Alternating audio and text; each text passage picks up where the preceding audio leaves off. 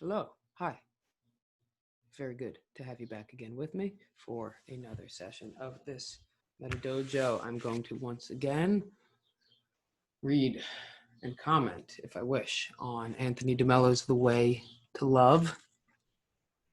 Meditations 3 and 4. Last week we did meditations 1 and 2. And I'm going to play a song, this time on the ukulele, and this time at the top of the hour. And we're going to do it now. And the song is called Facets. And then we're going to ponder uncomfortable but likely true things.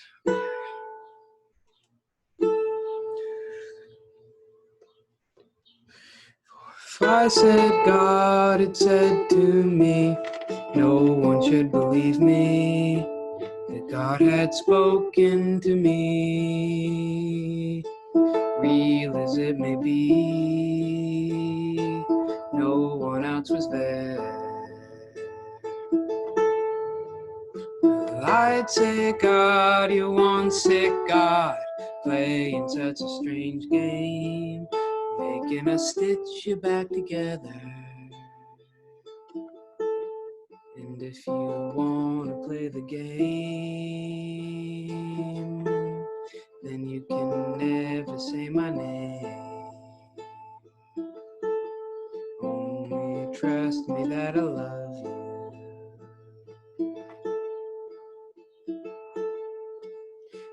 Don't you people care? And how you people dare? If you would only trust me that I love you, then you could learn to play the game.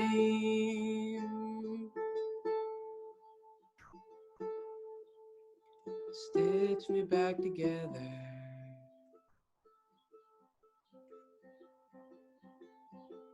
Well, if I said God had said to me, the people must believe me, that we have to see each other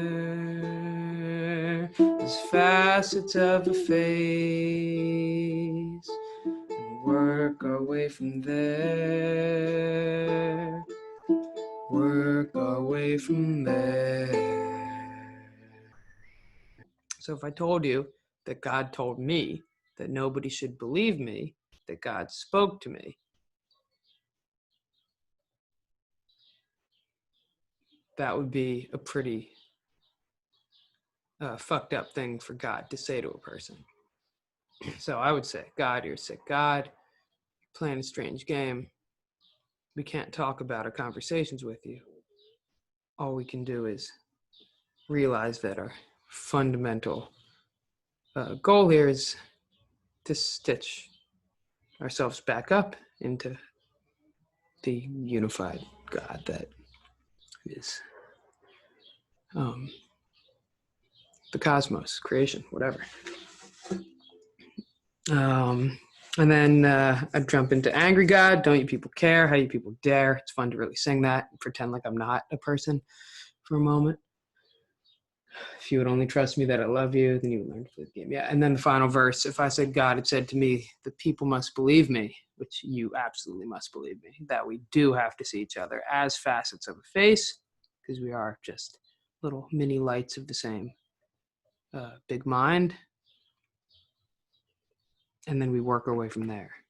And this would be manifested in the form of good faith conversations amongst various propositional dispositions. And this is what I aim to do as part of a loosely forming tribe of mimetic mediators. Because we don't know it yet, but we all really do love each other. And it really actually doesn't matter to us what our neighbors believe. We love them anyway.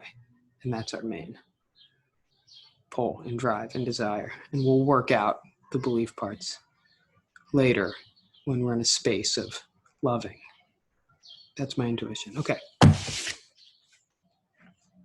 This is meditation number 3 from The Way to Love, called He Went Away Sad. Another Bible quote for you. The young man went away sorrowful, for he had great possessions. Has it ever struck you that you have been programmed to be unhappy, and so no matter what you do to become happy, you are bound to fail? It is as if you fed mathematical equations into a computer and then failed each time you pushed it to turn out lines from Shakespeare. If you wish to be happy, the first thing you need is not effort or even goodwill or good desires, but a clear understanding of exactly how you have been programmed. This is what happened. First, your society and your culture taught you to believe that you would not be happy without a certain person or certain things. Just take a look around you. Everywhere, people have actually built their lives on the unquestioned belief that without certain things, money, power, success, approval, good reputation, love, friendship, spirituality, God, they cannot be happy. What is your particular combination? Once you swallowed your belief, you naturally developed an attachment to this person or thing you were convinced you could not be happy without. Then swallowed your belief. Once you swallowed your belief, you naturally developed an attachment to this person or thing you convinced yourself you could not be happy without. Then came the efforts to acquire your precious thing or person, to cling to it once it was acquired, and to fight off every possibility of losing it. This finally led you to abject emotional dependence, so that the object of your attachment had the power to thrill you when you attained it, to make you anxious lest you be deprived of it, and miserable when you lost it. Stop for a moment now and contemplate in horror the endless list of attachments that you've become a prisoner to. Think of concrete things and persons, not abstractions. Once your attachment had you in its grips, you began to strive might and main every waking minute of your life to rearrange the world around you so that you could attain and maintain the objects of your attachment. This is an exhausting task that leaves you little energy for the business of living and enjoying life fully. It is also an impossible task in an ever-changing world that you are simply not able to control. Ain't that the truth? So instead of a life of serenity and fulfillment, you are doomed to a life of frustration, anxiety, and worry, insecurity, suspense, and tension. For a few fleeting moments, the world does indeed yield to your efforts and rearrange itself to suit your desires. Then you become briefly happy, or rather, you experience a flash of pleasure, which isn't happiness at all, for it is accompanied by the underlying fear that at any moment, this world of things and people that you have so painstakingly put into place will slip out of your control and let you down, which it never fails to do sooner or later. Entropy. My edition.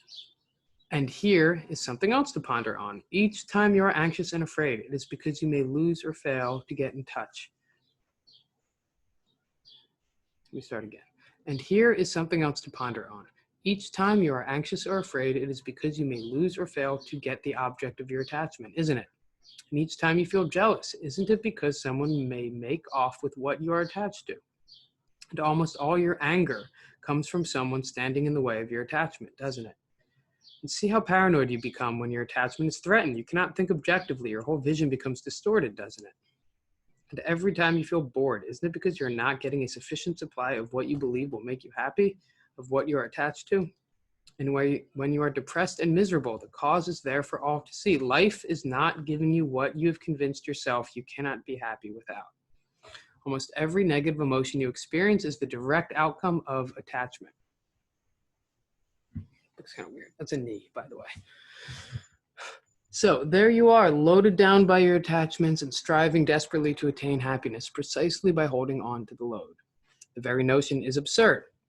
The tragedy is that this is the only method that everyone has been taught for attaining happiness, a method guaranteed to produce anxiety, disappointment, and sorrow. Hardly anyone has been told the following truth.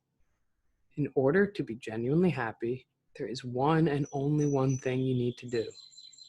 Get deprogrammed. Get rid of those attachments. When people stumble upon this self-evident truth, they become terrified at the thought of the pain involved in dropping their attachments. But the process is not painful at all. On the contrary, getting rid of attachments is a perfectly delightful task. A perfectly delightful task, you say, Anthony DeMello?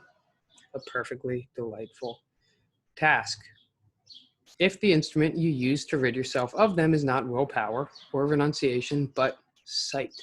All you need to do is open your eyes and see that you do not really need the object of your attachment at all, that you were programmed, brainwashed into thinking that you could not be happy or you could not live without this particular person or thing. Remember how heartbroken you once were, how you were certain you would never be happy again because you lost someone or something that was so precious to you. But then what happened? Time passed and you learned to get on pretty well, did you not? It should have alerted you to the falseness of your belief, to the trick your programmed mind was playing on you. An attachment isn't a fact, it is a belief, a fantasy in your head acquired through programming. If that fantasy did not exist inside your head, you would not be attached. You would love things and persons and you would enjoy them thoroughly, but lacking the belief, you would enjoy them on a non-attachment basis. As a matter of fact, is there any other way to really enjoy something? Pass and review now all those attachments of yours. And to each person or object that comes to mind, say, I am not really attached to you at all. I am merely deluding myself into the belief that without you, I will not be happy. Just do this honestly and see the changes that come about within you. I am not really attached to you at all. I have merely cheated myself into the belief that without you, I will not be happy. Boy, Anthony DeMello, that is a continuation of the radical acceptance mentality.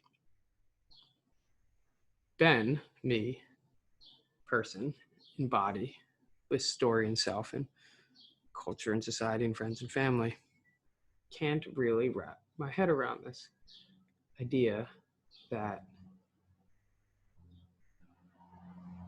the energies of craving and aversion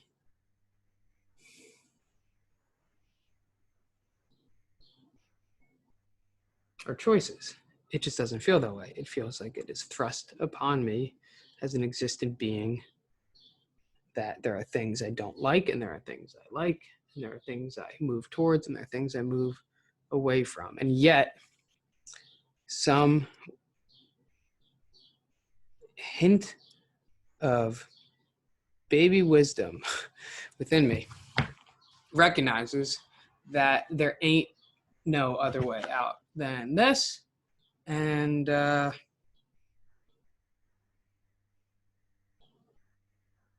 want out. I know that we're in a paradox. I get it. But this is a practice, and this is a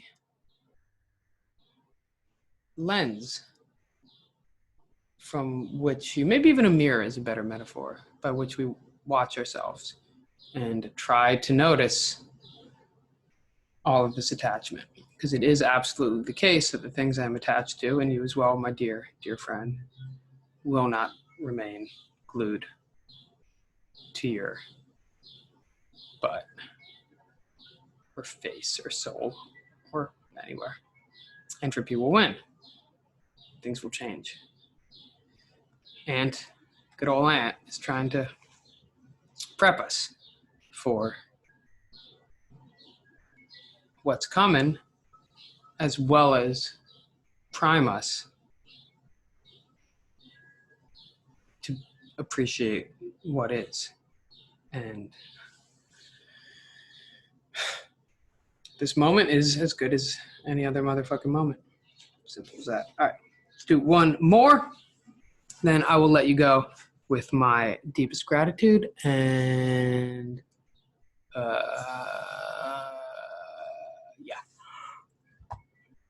The eye of the needle. I heard of this one. It is easier for a camel to go through the eye of a needle than for a rich man to enter the kingdom of God. Mark 10:25. What can one do to attain happiness? Let me preface by saying this is indeed a similarly themed meditation on a similar theme. It's about attachment, craving, and aversion. Okay. What can one do to attain happiness? There is nothing you can do. Start this one again. What can one do to attain happiness? There is nothing you or anyone else can do. Why? For the simple reason that you are already happy now. So, how can you acquire what you already have? If that is so, why do you not experience this happiness which is already yours? Because your mind is creating unhappiness all the time. Drop this unhappiness of your mind and the happiness that has always been yours will instantly surface. How does one drop unhappiness? Find out what is causing it and look at the cause unflinchingly. It will automatically drop. It's the unflinchingly part that is easier said than done, as we know. Now, if you look carefully, you will see that there is one thing and only one thing that causes unhappiness. The name of that thing is attachment. What is an attachment? An emotional state of clinging caused by the belief that without some particular thing or some person, you cannot be happy. This emotional state of clinging is composed of two elements, one positive and the other negative, craving and aversion. The positive element is the flash of pleasure and excitement, the thrill that you experience when you get what you are attached to. The negative element is the sense of threat and tension that always accompanies the attachment. Think of someone gobbling up food in a concentration camp. With one hand, he brings the food to his mouth. With the other, he protects it from neighbors who will grab it from him the moment he lowers his guard. There, you have the perfect image of the attached person. So an attachment, by its very nature, makes you vulnerable to emotional turmoil that is always threatening to shatter your peace. So how can you expect an attached person to enter the ocean of happiness called the kingdom of God? As well expect a camel to pass through the eye of a needle. Nice. Now, the tragedy of an attachment is that if its object is not attained, it causes unhappiness. But if the object is attained, it does not cause happiness. Asymmetrical. It merely causes a flash of pleasure followed by weariness, and it is always accompanied, of course, by the anxiety that you may lose the object of your attachment. You will say, can't I keep just one attachment? Of course, you can keep as many as you want. But for each attachment, you pay a price in lost happiness. Think of this. The nature of attachment is such that even if you may satisfy many of them in the course of a single day, the one attachment that was not satisfied will prey upon your mind and make you unhappy. There is no way to win the battle of attachments. As well search for water without wetness as for an attachment without unhappiness. No one has ever lived who has come up with a formula for keeping the objects of one attachments without struggle, anxiety, fear, and sooner or later, defeat, entropy. There's only one way to win the battle of attachments. Drop them. Contrary to popular belief, dropping attachments is easy. All you have to do is see, but really see the following truths. First, truth. You are holding on to a false belief, namely the belief that without this particular person or thing, you will not be happy. Take your attachments one at a time and see the falseness of this belief. You may encounter resistance from your heart, but the moment you do see, there will be an immediate emotional result. At that very instant, the attachment loses its force. Second truth. If you just enjoy things, refusing to let yourself be attached to them, that is, refusing to hold the false belief that you will not be happy without them, keyword refusing, because these are programmed, embedded within us, they're running automatically. And so our agency is in the act of saying no to something that emerges within us and says, it wants. You may want, but we are not obliged to act, and we're not obliged to believe that wanting is just energetics dancing around our bodies and our minds and our imaginations. Okay. Second truth. I think that's where I'm up to. If you just enjoy things, refusing to let yourself be attached to them, that is, refusing to hold the false belief that you will not be happy without them, you are spared all the struggle and emotional strain of protecting them and guarding them for yourself. Oof. Has it occurred to you that you can keep all the objects of your attachments without giving them up, without renouncing a single one of them, and you can enjoy them even more on a non-attachment, a non-clinging basis, because you are peaceful now and relaxed and unthreatened in your enjoyment of them? I see. I get it, but I need to hear it over and over again. The third and final truth, because I forget it quickly. If you learn to enjoy the scent of 1,000 flowers, you will not cling to one or suffer when you cannot get it. That is dope, right? If you learn to enjoy the scent of 1,000 flowers, you will not cling to one or suffer when you cannot get it. I noticed that for myself when I was experiencing some really juicy moments of aesthetic pleasure and resonance, just in the woods, wherever, I don't know. And it was like too much to let it go, but you have to let it go. Or like moments of great connection, all these, when you do cool things, if you do cool things, the mind wants to just replay the cool things, and it's like, no, the cool thing happened, and now there's this moment, and this moment is not about that previous cool thing. This moment is about its thing. It is not the 758th flower you're smelling. It's the 942nd flower you're smelling. This is the flowers we're smelling right now. We'll be smelling another one soon enough. All of our different flavors of experience are just flavors of experience. They're all just 1,000 different flowers. And as soon as we smell it, it withers up and dies. And we have to move on to the next. I don't know if that's a good metaphor. I mean, time is moving forward without our aid or guide. And that is part of the conundrum of growing up, noticing these facts. Okay. The third and final truth, 1,000 flowers. Favorite flower, no suffering. Okay, if you have 1,000 favorite dishes, the loss of one will go unnoticed and leave your happiness unimpaired. But it is precisely your attachments that prevent you from developing a wider and more varied taste for things and people. In the light of these three truths, no attachment can survive. But the light must shine uninterruptedly if it is to be effective. Attachments can only thrive in the darkness of illusion. The rich man cannot enter the kingdom of joy, not because he wants to be bad, but because he chooses to be blind. Maybe I should get some ice cream. That'd be nice. All right. Thank you so much again for joining me.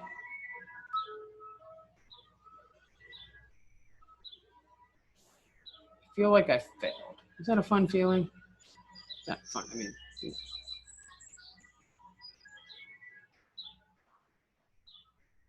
it's all right.